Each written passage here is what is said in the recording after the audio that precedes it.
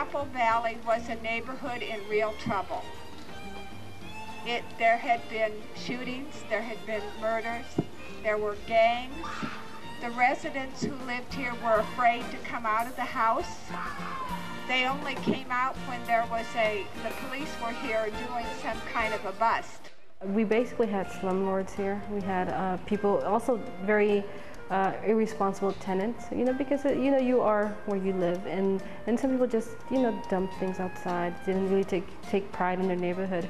But wonderful things started happening 6-7 years ago, where the residents began to unite and started saying, well, we could do a lot of wonderful things. We're getting a bad reputation, an unjust reputation in my opinion as well. Just because they're Spanish speakers doesn't mean that this is a cauldron for gang and violence and drugs. And so the association, with the help of city employees and with the help of nonprofit agencies, were able to unite and bring in a lot of resources. So that's been going on for many, many years, and the fence was an issue that came from then. This is a problem that has come from then. As you have maybe filmed, there were, before this nice wrought iron fences up, it used to be torn down. People from outside the neighborhood would come in here easily, and just, it was an easy access or escape route for some of the criminal element here.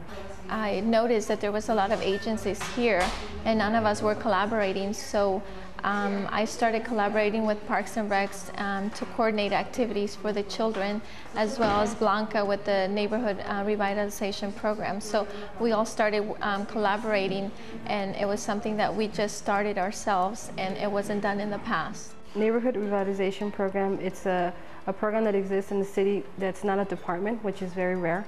There's 6 departments involved, 1 member from each of these departments to focus in one specific neighborhood, mostly for substandard housing and intimidation for calling in law enforcement and that kind of deal. So it's mostly for substandard housing, and also my piece is being a neighborhood organizer.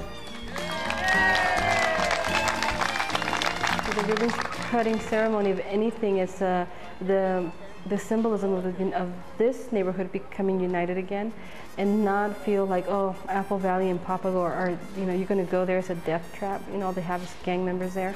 So they can see that there's a lot of more responsible people living here than they are the minority of the people who are causing the trouble.